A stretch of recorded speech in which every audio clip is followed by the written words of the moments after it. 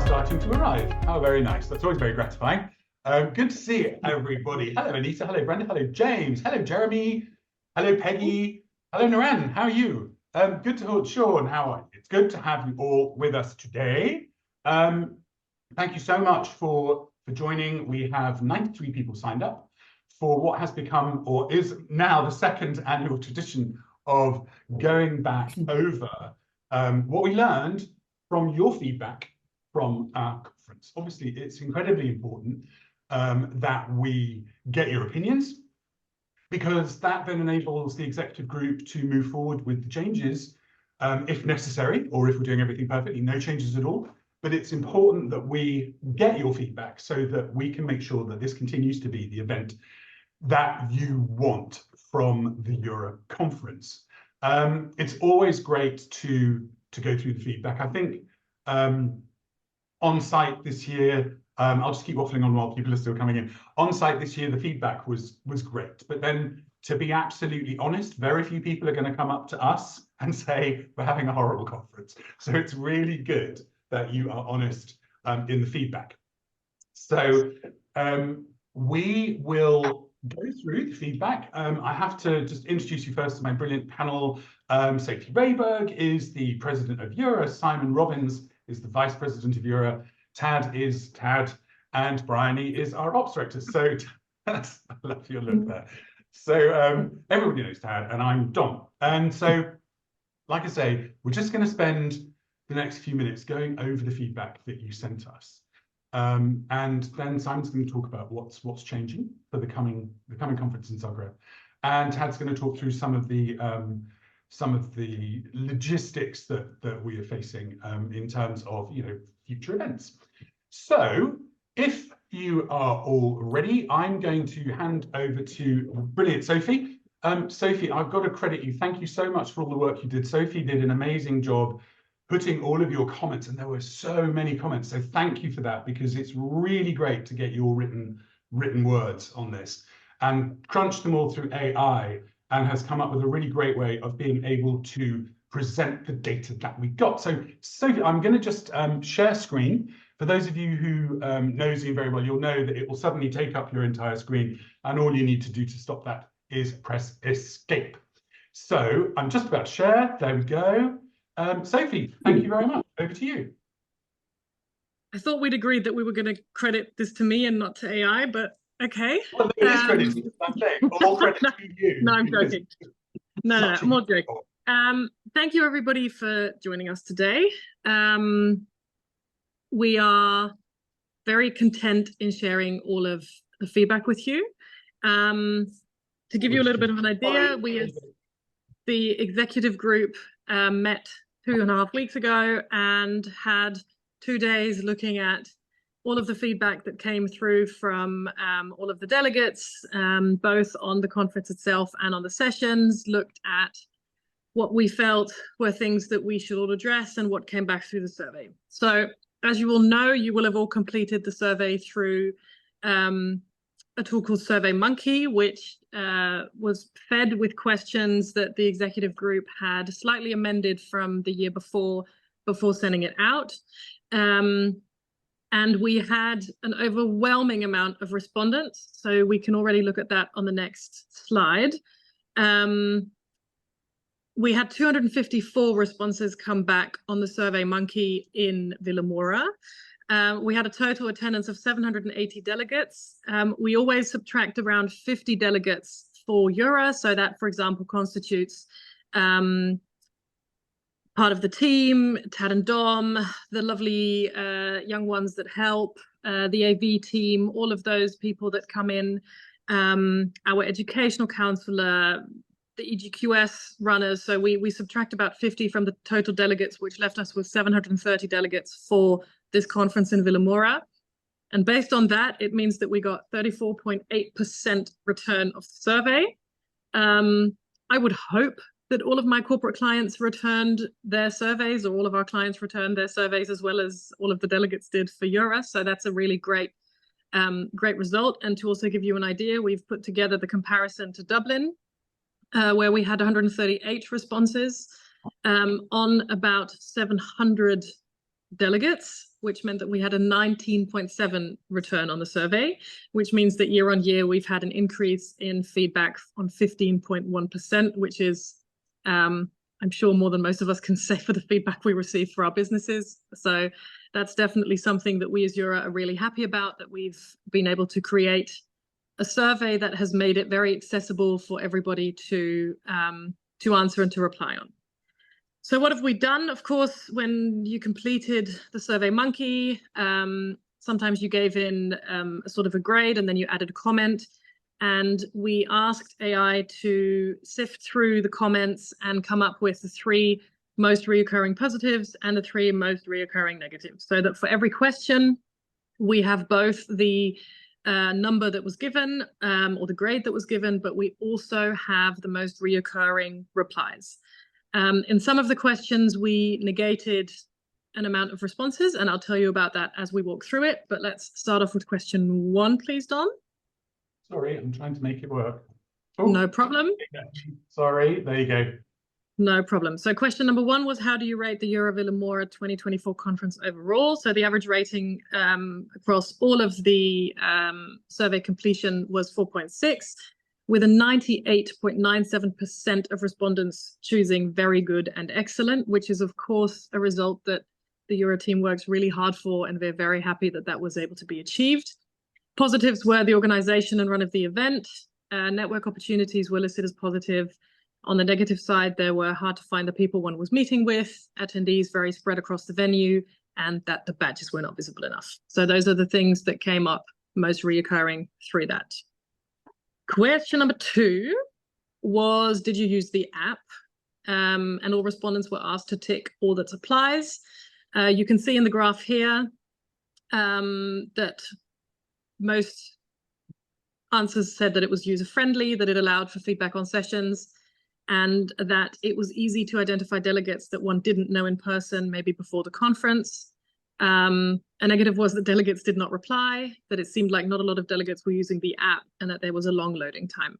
Now, in general, of course, the app is ever only going to be as good as everybody that uses it. So these may be, for example, things like delegates did not reply is something that Jura and the Jura team can't really change. We can, however, make it, of course, try and make it even more intuitive, maybe you're more user-friendly, do something about specific items that have maybe led to some dissatisfaction with the app, so that we can make sure that more people use it, and therefore within the delegates, maybe there will also be more replies. Question number 3 was, please tell us what you thought of the opening session. We received a 4.3 out of 5 rating for the opening session. There was a lot of commentary on the fact that this was one of Francis's best conference speeches, that it was engaging and informative, and that the opening overall was good. We did have quite a lot of feedback on the keynote speaker, that it was not necessarily an easy keynote to follow for people who do not speak English as their first language, and that there was a lot of things to focus on in keeping aligned with both the things that were shared on the screen, but also what was being spoken.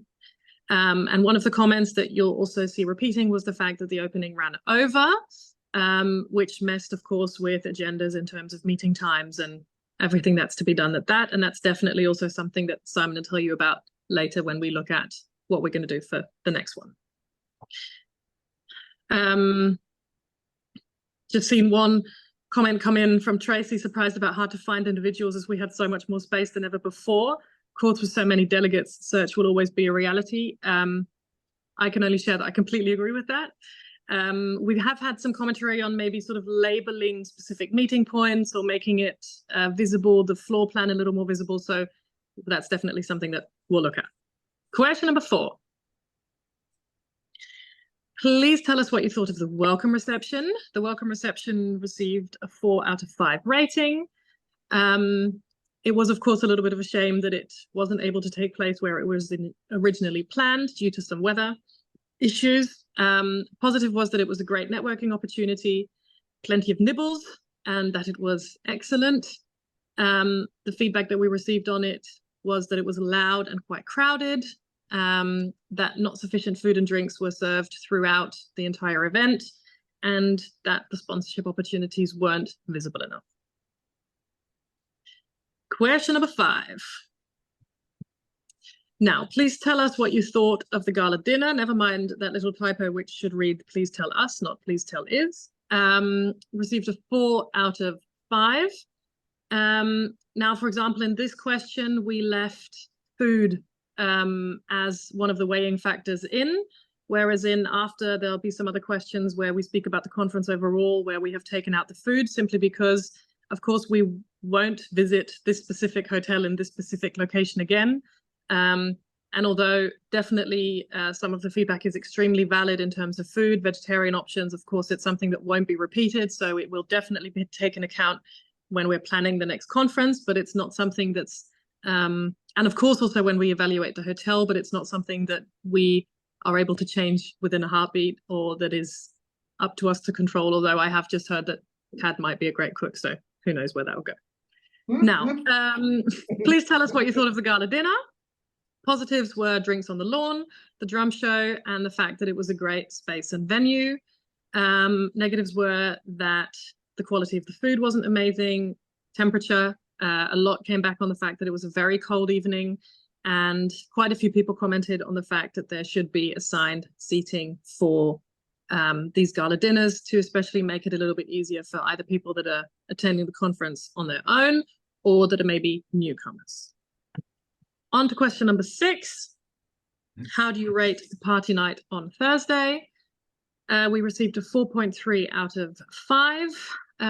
Positives were the atmosphere, the Mobility Light Orchestra, and the DJ. An interesting one here is that MLO made both the positive and the negative lists. It was rated positive in terms of music and energy. There was some commentary on the fact that maybe the performance was too long and the choice of music could have been different for the party night. We've had quite some feedback on the fact that it was a sit-down dinner, and that maybe it could be a little more of a casual environment than it was this year, and that the venue itself, so using the big conference space for the party night, wasn't as appealing to some people as, for example, using a different location. Question number 7.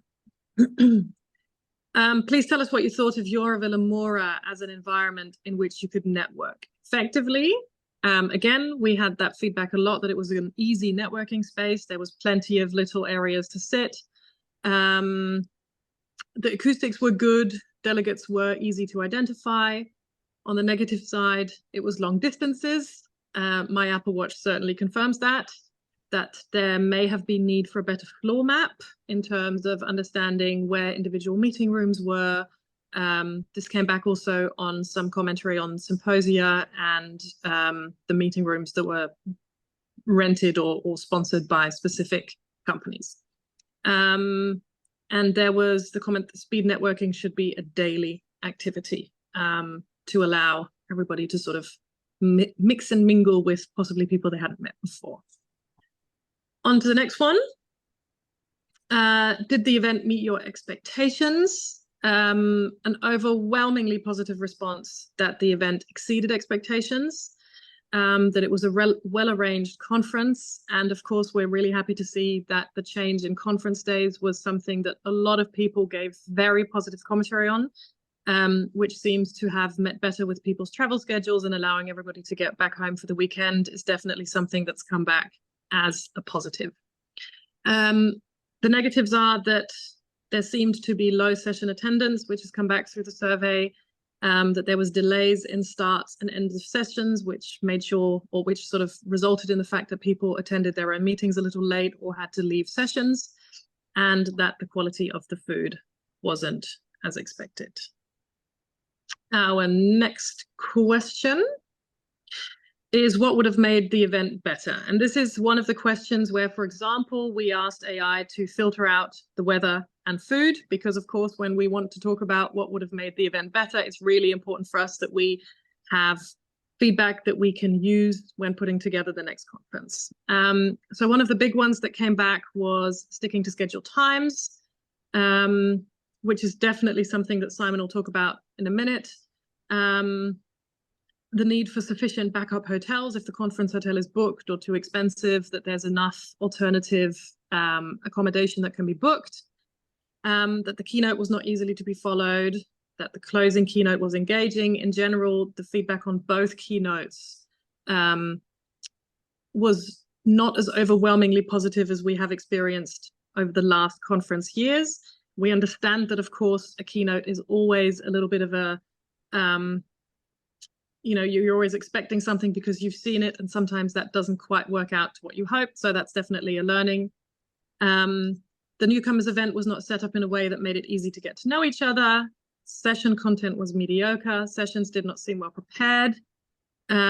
Designated meeting points and labeling. One event separate from the venue. Only one formal sit-down dinner, and dinner table allocations at the gala.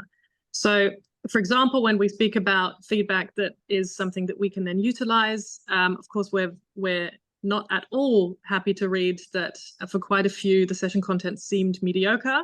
However, that is, of course, something that we can work on both as an executive group, but also with, in this case, Peggy and everybody who's involved behind the scenes in putting together the sessions, so that we can have different or more quality control on some of the sessions. Why weren't sessions, or how didn't it seem? Was there a disconnect? So those are things that definitely the Euro team will be looking at to make sure that we don't receive that same feedback in Zagreb.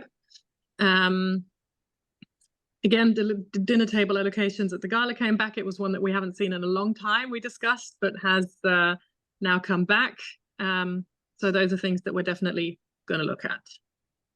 Question number 10. What topics would you like to see included at future conferences? Now, this, of course, focuses mostly on content for sessions, workshops, symposia, etc.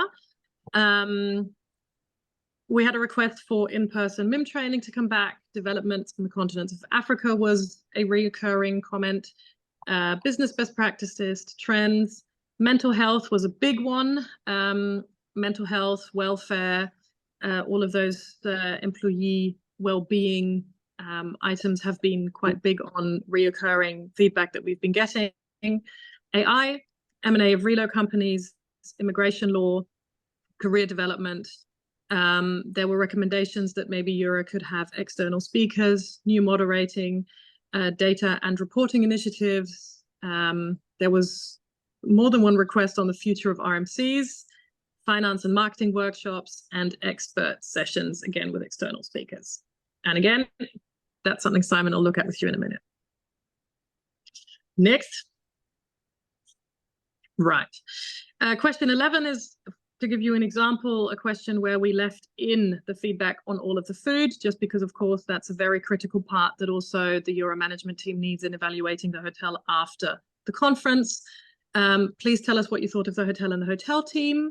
Positives were that the team was very helpful, the rooms were clean, and the spaces were great.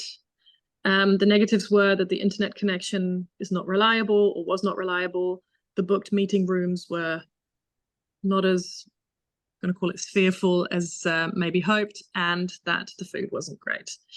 In general, of course, some things, as in the internet connection not being reliable, is a really difficult thing for the Euro team to vet beforehand. Of course, in this case, we also, as an executive group, had been, Euro had set up their own internet and Wi-Fi codes and tracks, and there was definitely measures in place to make sure that it was as reliable as it needed to be to allow everybody attending the conference to work, stream, do whatever they needed to do in the time that they weren't within the conference. Of course, the fact that that doesn't work is really unfortunate, and sadly not something that Euro will always be able to sort of fully negate. I think we've got one more. I think we've got a few more, actually. Question number 12.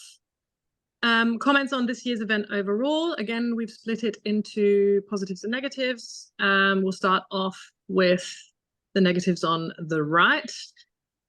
We have been asked to no further increase the number of delegates, to have different keynotes, stick to scheduling, and there was a comment on the fact that there was too much corporate housing, which is also something that Simon will touch on with you in a moment. On the positives, there was, we were really happy to hear that everybody thought, or a lot of people thought, that it was the best Euro so far, that it was a really good venue. The meeting area was great, that there was a family feeling, and that it was an outstanding event. As always, and I'm seeing this comment coming in from, I believe, Lucy, if I read it fast enough, you're never going to get 100%. And I don't think that that's anything that we're trying to attain.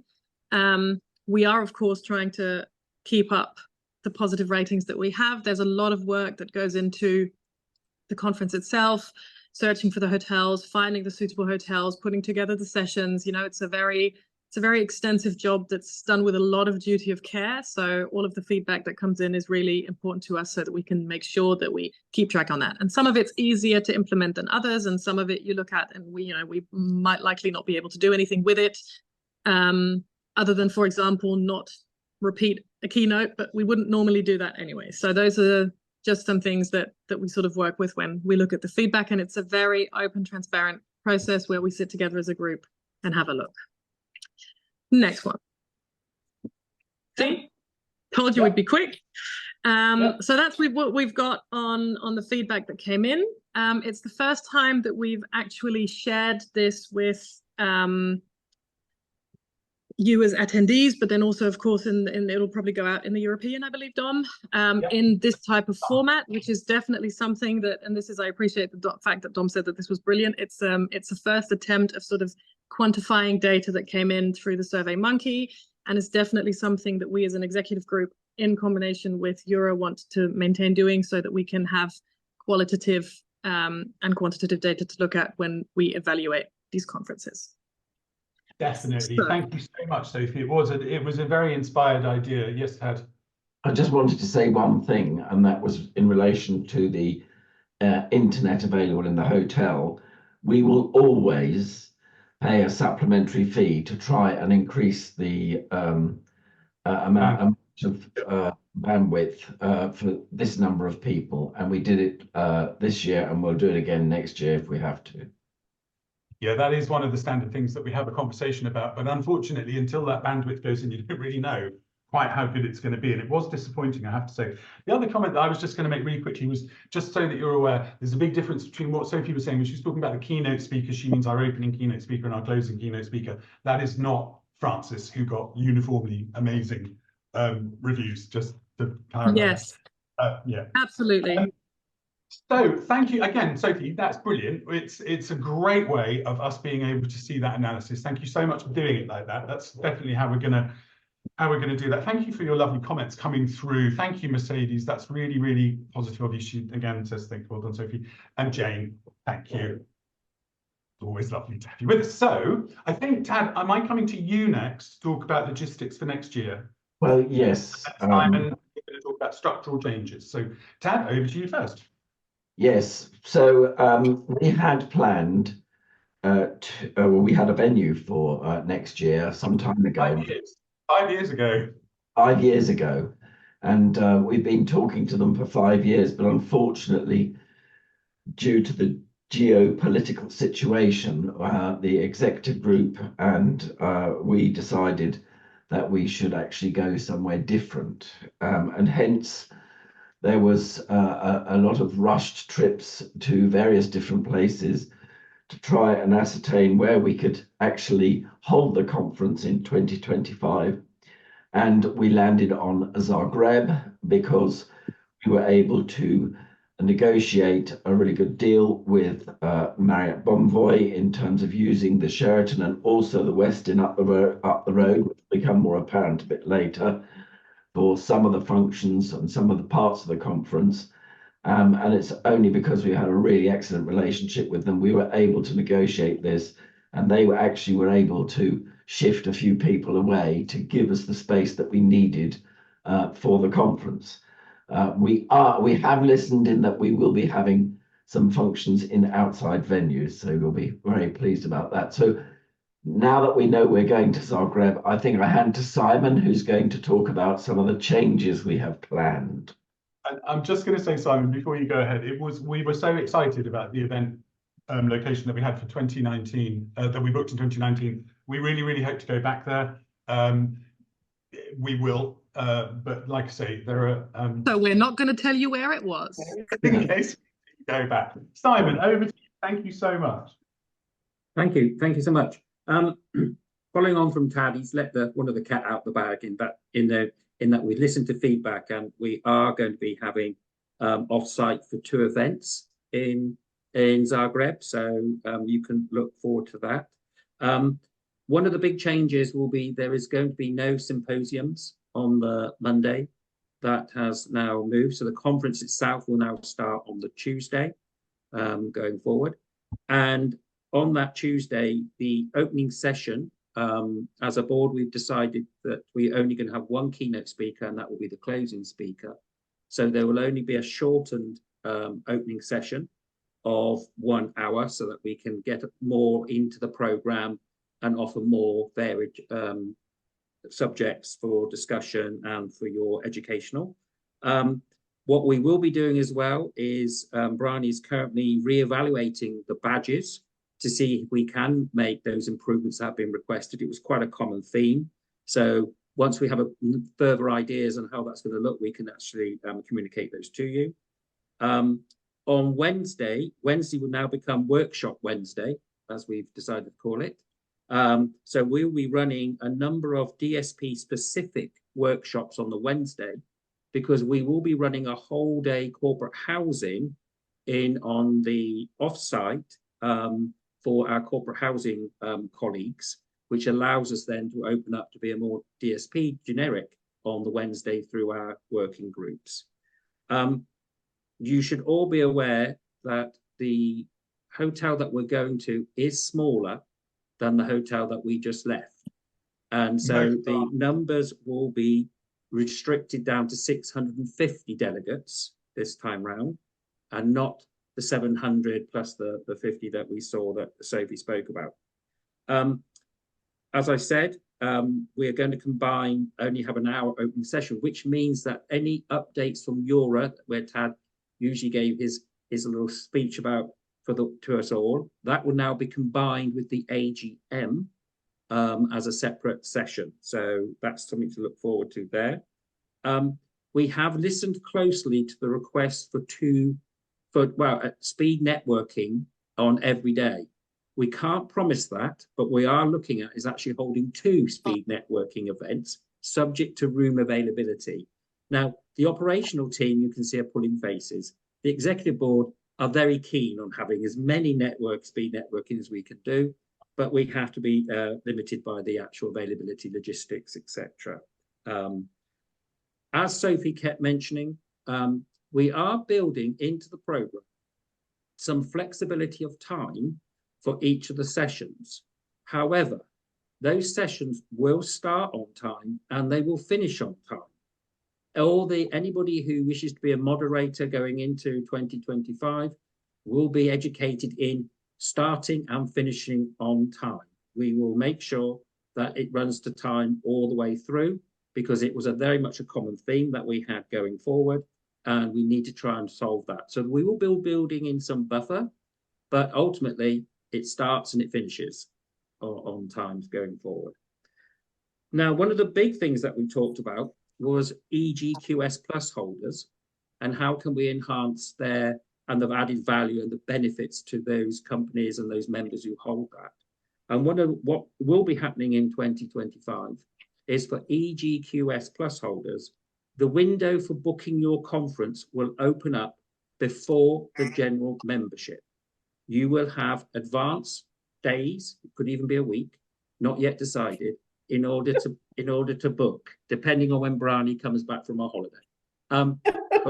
But once we've established that, the EGQS holders, Plus holders, will have that advantage through the fact that they've gone through the whole quality seal program with us. That will be more about the premium membership that we are developing, is going to be in the European, and I would really encourage you to read all about that and make known any comments that you'd like to have. But I think what we have done, and I can strongly say as a board, we have listened very specifically to the feedback that we've got, both positive and negative. And what negative has done for us is allowed us to restructure the program that we're offering in Zagreb, and able to listen and bring out that we're going to go out to 2 different off-site events, and hopefully, subject to, there'll only be 1 sit-down meal. So it's all looking positive and good, and we are very much reflective of our membership. Thank you, Simon. That's brilliant. Really, Terrific. I mean, like I say, we had a very, very good couple of days of meetings talking about, we always do this, about what to do for the best going forward. There'll be full details of the EGQS Premium Membership Programme in the next European, so thank you, Simon, for that. Also, we're going to do an EGQS holders invited reception on Monday. And then we're now also, sorry, Simon, I meant to say this to you before we started the call. We're pulling the newcomers reception into Monday afternoon, late Monday afternoon, so that it can be more of a party atmosphere rather than just a cup of coffee. And then hopefully, if, like I say, we need to take a very close look at the room usage in the venues to try and do more interactive speed networking type things, but it's going to be a challenge. But Bryony, you have bits and bobs. Do I? Can I just quickly throw in that Simon Scott said he's never been as happy as now to be an EGQS Plus holder. I love that. Exactly what we're going for. This is what we need more of. Yes, exactly. Oh, good question has just come through from Christina. Sorry, thank you, Christina. Is it possible to attend the conference as a non-member? Yes, it is. Bryony, do you want to address that? Okay, so in theory, yes, it is. However, in practice, it's very unlikely, because by the time we get to the point where we're able to open the conference bookings to non-members, last year we were sold out, so we were unable to have any non-members attend. So I would recommend joining now so that you're ready to be able to book come September if you really, really want to go. And I think it's fair to say, Bryony, with the reduced numbers, it's going to be even more imperative that you are a member. For sure. We did have a discussion about whether we should reduce the number of places that even members can book, but I think we decided that 4 was a good number, and that everyone seemed to appreciate that and stick to that rule. I don't think I had to contact anybody and tell them that they'd overbooked. No. So I think that was a real positive from my perspective, and as I'm assuming that there was no negative feedback on that all you attendees appreciated it as well. So. And Bryony, I know you're talking with the app developers, because we're looking at booking systems, badging systems, all of that stuff.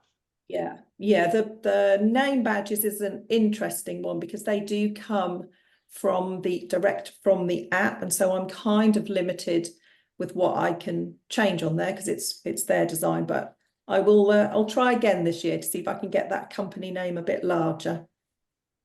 And we're also working with our fantastic web designers at the moment, and that's a whole other project, which again, we'll be filling you in on further down the line, but looking at not just the website and the CRM, but brand consistency and all sorts of other things. So I know, Bryony, you're going to talk with them in July again about whether the CRM is the way to go in terms of bookings, or whether we continue with the app. It's all which will also determine what the process will be when we open up early for the EGQS Plus holders. And the day, that's not just about me being on holiday, although there was a slight slither of truth to that. But also we do need to give them time to be able to build the things that we need in order to make that happen. Yeah. A couple of great comments have come through. Thank you, Caroline. Will there be anything on Friday? Now, we're looking into that. We had a conversation about it. There's nothing formal. Conference finishes with the party night on Thursday, but it is possible that we could organise some walking tours. Maybe we're talking with our destination management company about some sort of tour things that we could do for anybody who does stay on. Sophie, you were going to make a comment. I was just going to touch base on something that my good friend James just tossed in the app, that we should go big, big, bigger. And it's a really interesting one, because I think it's fair to say that a lot of the time for these when we have these conversations, we're almost like half down the middle of the table, who's on we should go bigger and who's on we shouldn't. And I think that the most important thing that sort of we always try and remember is that we don't want to go too big, or we don't want to go to a certain size, which will mean that we can no longer use the hotels that Europe has to offer. and move into sort of convention American style, big conferencey type of places, which realistically, if we go anywhere beyond what we were this year, we would need to do. So we're always going to see if we can, I think, had in the prep, you said we were going to sort of match the amount of delegates to the venue we're going to be in. So of course, we're not going to go to a venue where we can't do any more than 450, because that wouldn't allow us to run the event we need to be running. But we're definitely not going to go into sort of convention sites or areas and run an event from there. So it's always going to be a hotel sat event, at least for the foreseeable future, I would assume. And sometimes that'll mean 750 delegates, sometimes it'll mean 650, sometimes it might mean 800. So we're going to be quite flexible on within those numbers. Thank you, Sophie. I love the comments that are coming through. I think it's fantastic that, you know, Mercedes, you've made the point, Tracy, you've made the point. People are very, very invested in this event, and that comes out very clearly in the feedback. So, you know, Mercedes is saying maybe with less participants, start with 3 and then put the wait list up to the 4th person per company. These are great, great ideas. We're all still talking about that at the moment. Tad, you had something to say? Yes, I did, and I think it's kind of important. You know, we had a difficult job this year in actually settling on Zagreb, and we're extremely grateful to them for the help they've given us in order to make this happen. We're also grateful that the Croatians didn't win the Eurovision Song Contest, because that would have been the same week. And we would probably have had to move the conference forward a couple of weeks, because I'm quite sure that everybody in Zagreb would have been wanting to charge €1,000 a night for hotel rooms. That wasn't what I was trying to say. We have also been, as I say, looking at 26 and 27, and both of the venues that we have, well, one of them signed up, but both of the venues we've been looking at are actually capable of going back to the sort of 750 total numbers. So we're this year or next year, it may be a little restricted, but the year after that we'll be back to potentially 750 people. So that's, we realise that people want to come. Louise, thank you for your comment. That's a very interesting question. Is the suggestion 3 per company per location they're established in, or 3 per company? So this is about individual memberships. So we have full members of Eura, and they can also then have a listed office on the website. That is not a membership. So a further listing on the website does not entitle to 4 more people.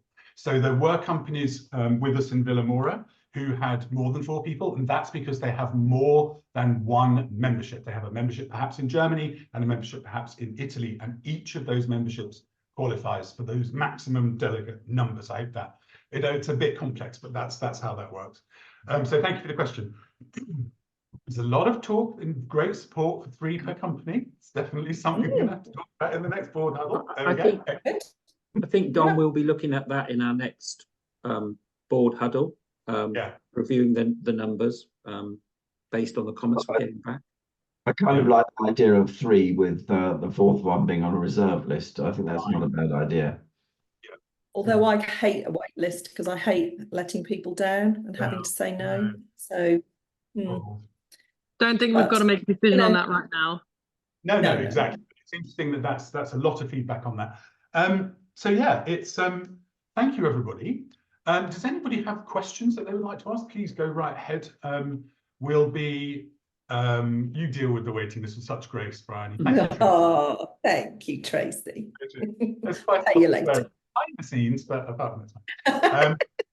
So, no, it's, I mean, I hope, going back to Sophie's point, Vilamoura was an exceptionally large venue for Eura, probably the largest we've ever used, certainly the most expensive we've ever used. And that's really unusual. Unless we anchor around like 4 or 5 different major hotels in Europe, those spaces are few and far between. So as I say, Zagreb is a great venue. It's a lovely city. Quite a lot of the venues that we would have used when we started contracting in February, March, we literally went right up to the wire on that one. are actually unavailable because, believe it or not, there was an earthquake in Zagreb back in 2020. It didn't cause much damage, but because the whole city is UNESCO World Heritage Site, the repairs are taking forever. Even though they are hardly structural repairs, they're really just pretty ones. A lot of the National Opera, the National Theatre, the National Art Gallery are closed for renovations. Hopefully, quite a lot of them will be open by the time we are there next May. Thank you, Mercedes. Yeah, again, you know, there's a lot of Mercedes talking about Airbnb. We will have alternative hotels to the Sheraton and the Westin as well, which are all in walking distance. It's right in the centre of the city. Anybody have any questions? Ashley, thank you for saying that. Thank you all for everything you do. Every year European has been amazing. Well, we're delighted that you come.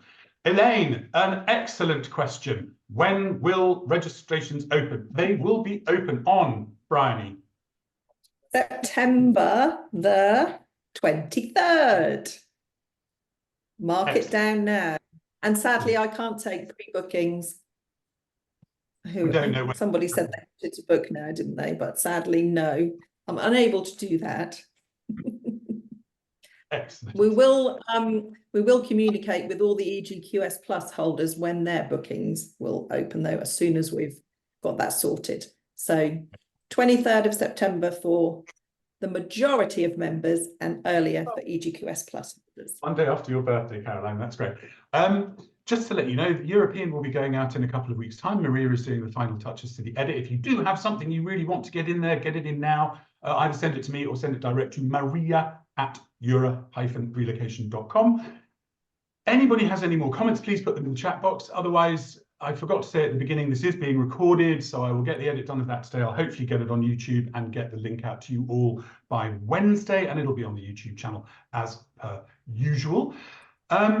Simon, Sophie, thank you so much. Thank you for all the work you did on that feedback. It's been brilliant to be able to really, you know, hone it down into that detail. So thank you very, very much, Sophie. It was really great.